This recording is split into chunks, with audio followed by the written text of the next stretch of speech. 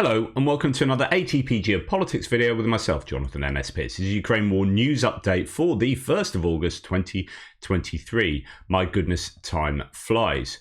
Right, let's get to it, and we'll go first to our usual starting place, which is the Ukrainian General Staff figures for the Russian losses for the day before. All the usual caveats apply, of course. 500 KIA, should we say, for the Russian troops, in terms of the Russian troops yesterday. 5 tanks, 17 APVs, so that's a heavy day for mechanized equipment losses, particularly infantry fighting vehicles, APCs and things like that. 23 artillery systems. We have gone right back up to some really heavy losses for the Russians in that category, and that's really significant considering that it particularly aids the Ukrainians when they are attacking. If there is a lack of Russian artillery defending those lines, it's about when you're attacking entrenched lines, overcoming obstacles. If you have fire control over those areas, you know, if you're observing and firing over them, then negotiating them is really difficult, as we have seen in places like Robotyne and previously in other locations. So Malatok-Machka area, it's really crucial that the Ukrainians hammer the Russian artillery all along the front lines where they are hoping to attack, and that seems to be continuing. 2 anti-aircraft warfare systems, 10 drones, 32 vehicles and fuel tanks. That's a massive number of what one assumes would be logistics vehicles predominantly, and 3 pieces of special equipment. That might be intelligence, surveillance, reconnaissance, electronic warfare, anything like that, but it could also be excavators and whatnot. So I think this is another damaging day for the Russians in terms of their ability to defend across the front line, and really it's still about the attrition of those artillery pieces, isn't it? As far as lists, we obviously have Oryx. Andrew Perpetua seems to be, so he's a mapper that I rely on. He seems to be compiling lists more seriously. He's got quite a nice program now that has colourful things that, rather than just writing them down on a Word document or whatnot. So here we see what he has counted up for the day before, but this is obviously anecdotal, but it is significant. I mean, he looks at a lot of video footage and images on a daily basis, and if he's doing that, he might as well count up what he's seeing. You might think that there could be a bias or a skew there, so obviously bear that in mind. But you can see that the Russians have lost more than Ukrainians for the day before. Some vehicles there, more so than the Ukrainians. You know, 1 SUV. These are military vehicles. You can see that there are 2 fuel tracks, an SUV, a low, 2 more SUVs. So that's the idea, that the Russians are losing more in terms of oops, sorry, my hands on a keyboard.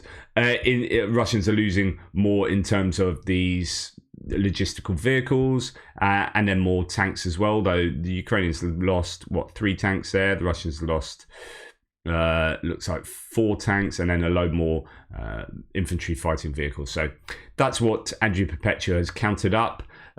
In the Russian MOD, on the other hand, are somewhat more grandiose in their claims. In July, enemy losses, this is a claim from Shoigu, the defense minister, enemy losses amounted to 20,824 military personnel. So in 1 month, the Ukrainians lost apparently 20,824 military personnel, 2,227 units of various weapons.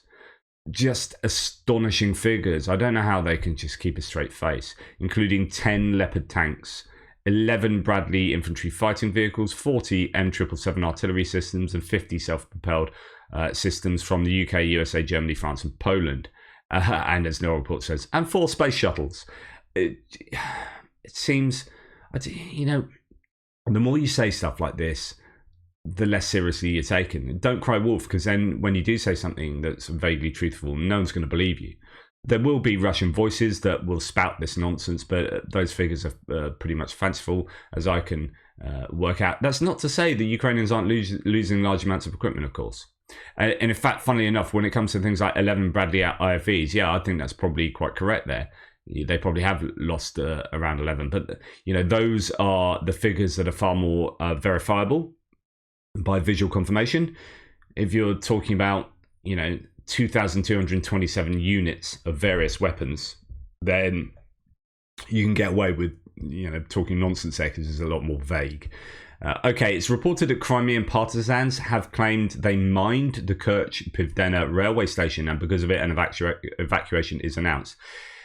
The Kerch Bridge has, or at least traffic over the Kerch Bridge, and I'm never quite sure whether this is railway traffic or the small amount of road traffic that they can get across the road bridge at Kerch.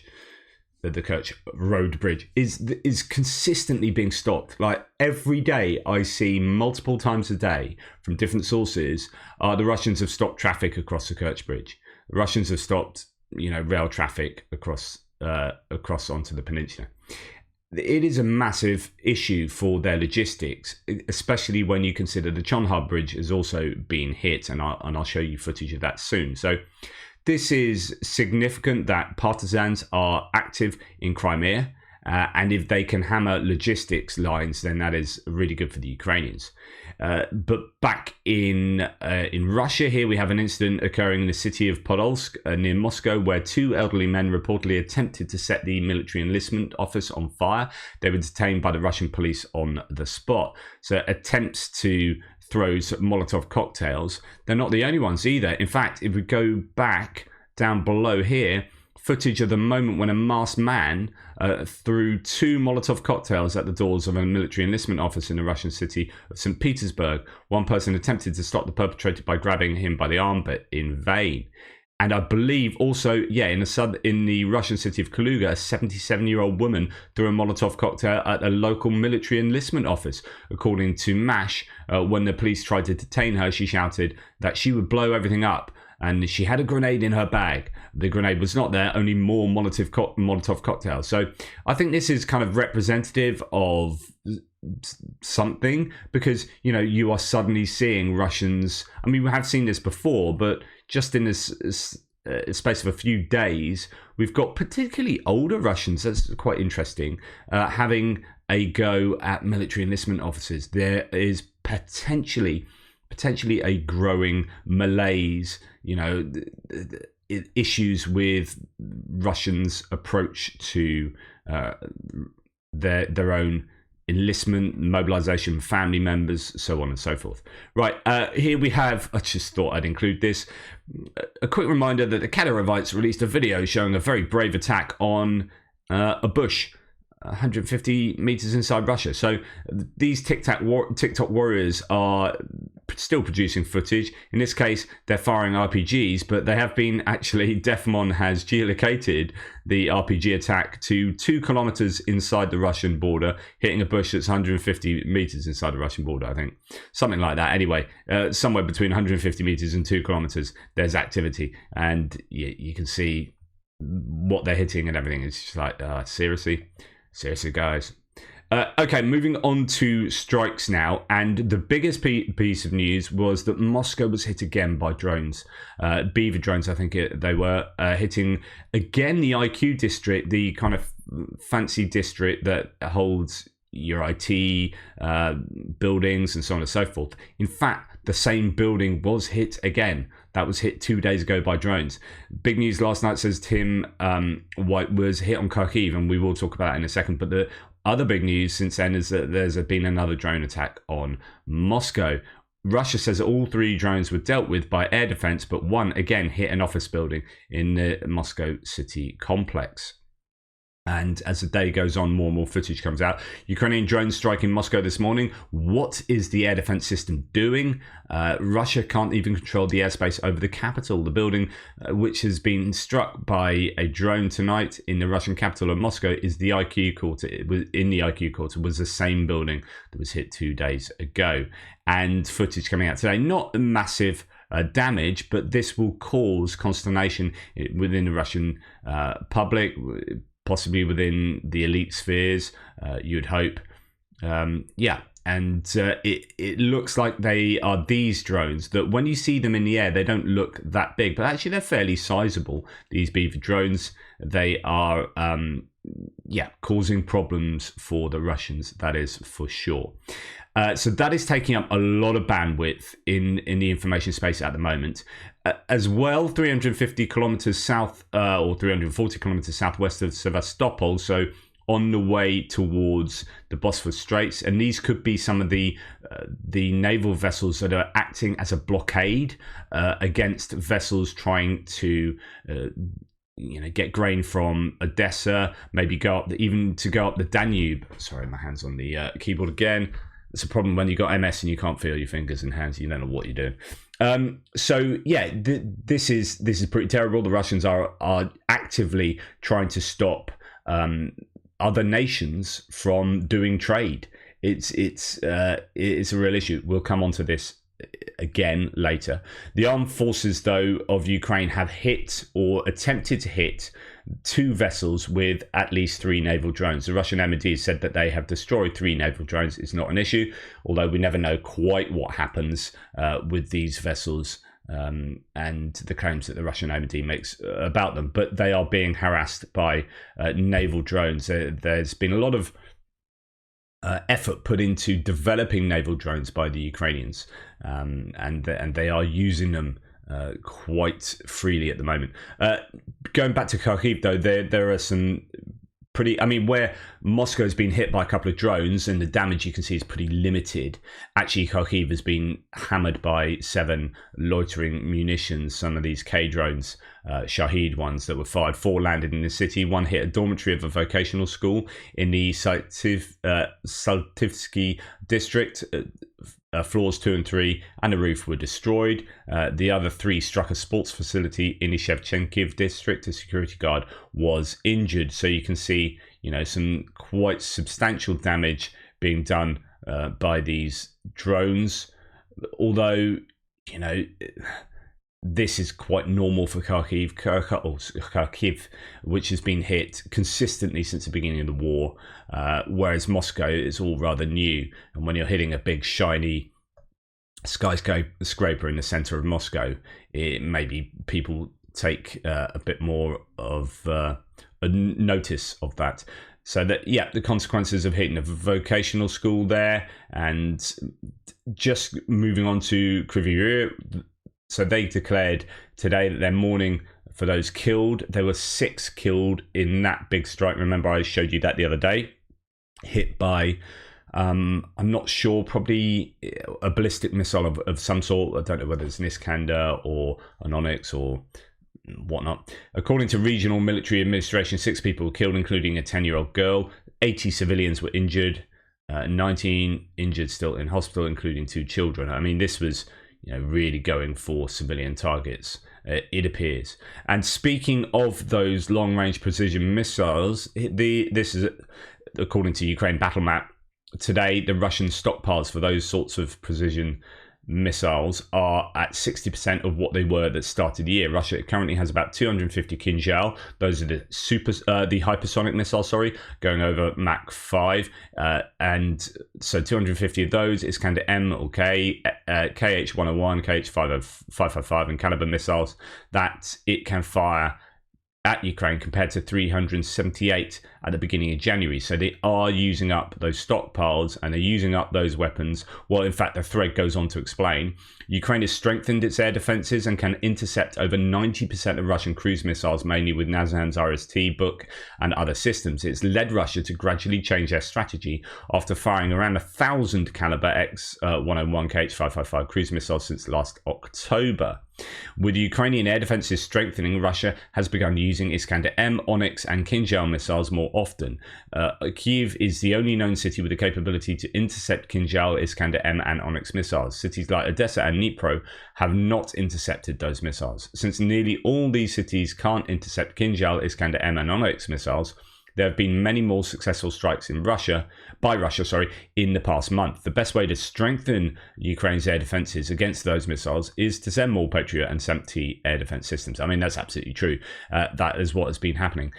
Interesting, says someone, that they haven't been using the Kinzhal that much.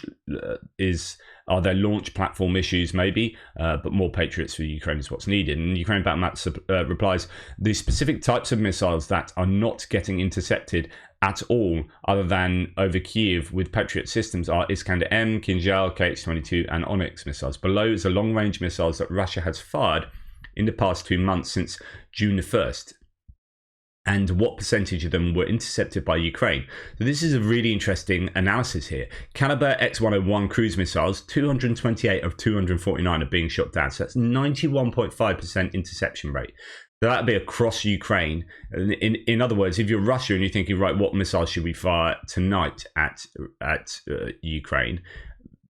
You're gonna be pretty certain that most of those types of missiles are going to be shot down. Iskander-K cruise missiles, 13 of 17 shot down, 76.5%. Kinzhal missiles, 6 out of 10 shot down. So as soon as they start shooting those Kinzhals away from Kiev, they have more success. So again, it's not the types of missiles, but where you're firing them. Iskander-M, 7 out of 13 shot down, 53.8%. And then we go to KH-22, KH-32, and Onyx missiles, both of which are anti-ship missiles. That they will no doubt fly very low to the ground, to the surface, and that means that they are particularly difficult to acquire as targets and shoot down. 0 of 31 shot down of the KH varieties, and 0 of 24 Onyx. So it goes on to say all of the 7 Iskander-M ballistic missiles and 6 Kinzhal ballistic missiles were intercepted over Kyiv using a Patriot system. No other city has been able to intercept them. In total, Russia has 293 Onyx, 90 Iskander-M and 90 KH-22 missiles, and 44 Kinzhal missiles available to fire at Ukraine. That's 517 long-range missiles, 293 Onyx and 224 non-Onyx, that no city in Ukraine can intercept other than Kyiv and possibly one other city. The other city is not Dnipro or Odessa. So I don't know whether they've put maybe Lviv. I don't know which other city they. I was talking about Zaporizhia, and maybe they've got one around Zaporizhia. There were sort of hints that certain things have been shot down in that area recently. So I don't know where they put the other or another Patriot system if they have moved it away from Kyiv. The past month, Russia has begun using these missiles more often, and it is becoming a big problem for Ukraine. The only system that we know for a fact that can intercept them is a Patriot, but SAMP-T can likely intercept most of those also. If more Patriots are not given to Ukraine, then almost all Ukrainian cities are completely defenseless against them, and Russia can hit whatever it wants. But again, as I've said before, Russia needs to consider strategic stockpiles of these missiles too. Now, going on to what missiles the Ukrainians have that are being effective is obviously the Storm Shadow, Scalp. Perhaps they might receive some Taurus. There's some pressure from the Germans or from all sorts of people, pressure on the Germans to provide Taurus as well. Here is now evidence, although it looks a bit photoshoppy, doesn't it? But doesn't it? Because it's just a bit blurred. This is the photo that's doing the rounds of the Chonhar Bridge, showing that it is in a bit of trouble, and that's why it can't operate at the moment, and that's the Storm Shadow effect there. Indeed, here we have a little bit of analysis of that. In connection with the confirmed damage of the Chonhar railway bridge, I consider it appropriate to recall the importance of this connection for Russian military logistics. The railroads that Russia can use to supply the entire southern front are a connection from Armyansk, that's here, towards Kherson, and from Jankoy, that's there. Jankoy there, sorry. And from Jankoy towards Melitopol, there are no other working railways. The railway connection from the direction of Donetsk to Volnovakha does not function. So this one here is so close to the front line that it's just been hammered. The railway from the Armyansk to Kherson is within the reach of HIMARS and therefore cannot be used effectively. Until now, the only railroad on which the entire southern front relied was the connection between Chonhar and Melitopol, but it was damaged recently and this route is not functional yet. If it will be possible to ensure that Russians will not be able to restore the railway line, then Russian forces on the southern front would no longer be able to rely on railroad supplies. So this is so important. That's why the Chonhar getting hit was a really important thing. And railways are quite easy to repair, right? But bridges are less easy to repair. And so if you're going to hit a railway, hit it on a bridge, and that will be far more beneficial for long-term affect long-term ramifications on logistics. Right, moving off strikes and onto other bits and pieces. This, just thought I'd include this. The Ukrainian police have discovered that a man living in Sumy, that's northern Ukraine, has been hiding an abandoned Russian T-80 main battle tank in his yard ever since the Russians retreated from Kyiv and other Ukrainian regions in April last year. The man wanted to keep the tank as his war souvenir. Yeah, okay, I get that, but, it might be fairly useful for your army to have that, but there you go. And then Serhiy Cherevati, so he's a spokesperson for the Eastern Group of the Armed Forces of Ukraine, says, just sort of dip into his opinions on what's going up and down the front. So Russians had only negative results over the last 24 hours in the Liman-Kupiansk sector. He added that the Russians are, so that's in the northeast where they'd pushed back around Kupiansk, they pushed back around Karmazianivka as well. But the Ukrainians have been pushing back, and indeed, as you'll find out in the frontline update in a second, the Ukrainians have had some success there. Cherevati says the defeats of the occupiers are explained by the fact that our headquarters are head and shoulders above them. Ukrainians plan their military operations based on the best Western practices. Also, all our officers have gained combat experience since 2014. The occupiers' motivation to fight is below zero, emphasised Cherevati. He also spoke about the Bakhmut direction. Quote, there we are constantly storming enemy positions and advancing a certain distance every day. This data is verified within a week and then announced by the Deputy Minister of Defense of Ukraine. In short, hundreds of meters are liberated every day and kilometers or tens of kilometers in a week. Our main task is to save the lives of our personnel. Which that last bit might be to explain why it's slow and steady. But, slow and steady wins a race. If you have multiple metrics for success, and I've explained this a bunch of times, if one of your success metrics or one of your objectives is not to lose as many troops, then you are going to be doing these maneuvers with that in mind. So you're going to be doing these maneuvers and not going charge and just throwing everyone in kind of meat assaults. That's what the Russians did over 11 months, to some degree in Bakhmut. And they did take Bakhmut, but they lost an awful lot of troops. Well, Ukraine are going to retake Bakhmut, but they're not going to lose an awful lot of troops, comparatively speaking. So they will be doing things differently, and they'll be bite and hold, bite and hold, bite and hold, bite and hold, using, an awful lot of precision-guided ordnance like artillery, but not just flattening whole areas, hitting particular targets, being really efficient, using first-person view drones to blow up dugouts and stuff like that.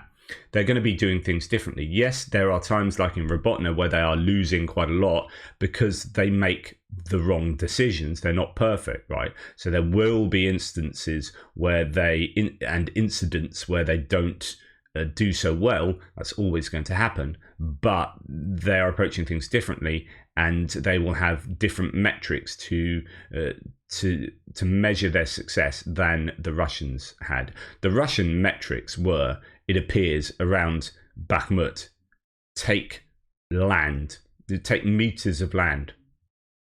Doesn't matter how, just do it. Throw men in, flatten it. Even if we have an attrition rate that's far higher than the defenders, it doesn't matter. Take land.